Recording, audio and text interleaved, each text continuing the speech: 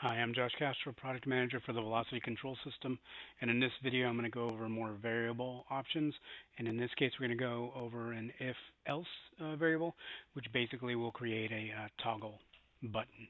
In this case I'm just going to create one big button on a page, and it'll toggle between an on and off state and send commands and change colors. So in this case I will first let's add a variable, and this will just be called room state. And we won't set a default value. We'll just leave it as is. Close that out. So now I'm going to go into the settings of this button, and basically we're going to go in. We're going to select velocity. We're going to select if-else logic.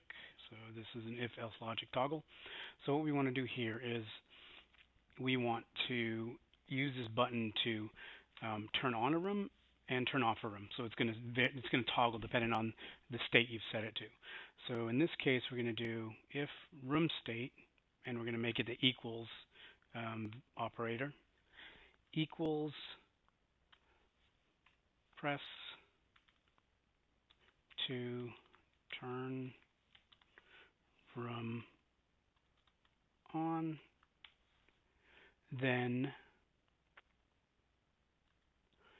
what we want to do is do the opposite here. So if this is saying press to turn room on, we're going to turn on the room and set this variable then to be the opposite, which is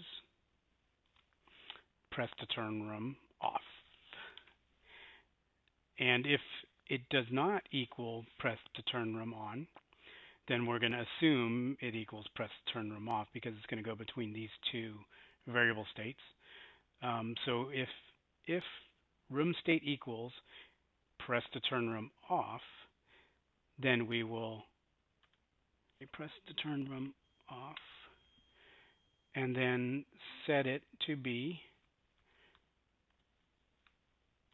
press to turn room on.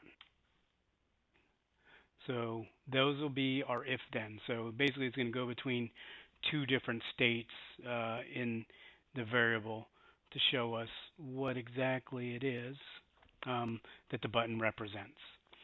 So now, so that's good. Let's go to room state. So room state is what we want, and basically the label is going to change depending on what that room state gets set to. So basically we just change the text depending on what you do. So now if we run a macro and click, so now we have press to turn room on. So I would click on this and it would send the on command, and then change this so now when we push this button it'll send the off command. So now if I press to turn room off, I click on it, and basically it's going to toggle back and forth on those two states, and each time it toggles back and forth it's sending the appropriate command to turn the room on or to turn the room off. And so I can do a couple things to manipulate this.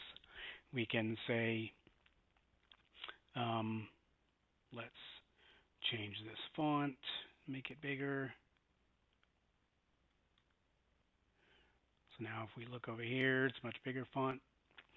And I'm going to say that when the variable room state equals, which one did I copy? Turn room on, we will make it red since the room is off. And when we have the variable room state equals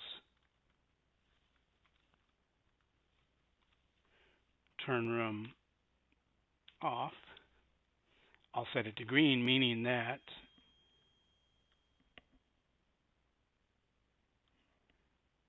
the room is on. So now if we test that out and see how that goes, press to turn room on, meaning that this is a big red thing, it's off. Oops, something did not go right. Maybe I didn't copy it correctly. Let's check. Actually, well, let's try this. Refresh the page just to make sure. There we go. I had to refresh the control page. The other way you can do that is pressing apply settings. Will apply those settings to the control page. So now it's stating the room is on. If I press this, it'll shut off. And now the room is off. Big red, turn it on, click on it. So basically I'm going back and forth with a color representation. And I am also sending two different macro commands, one to turn the room on, one to turn the room off. So with a very simple one button setup, I can now do room on and off, toggling back and forth.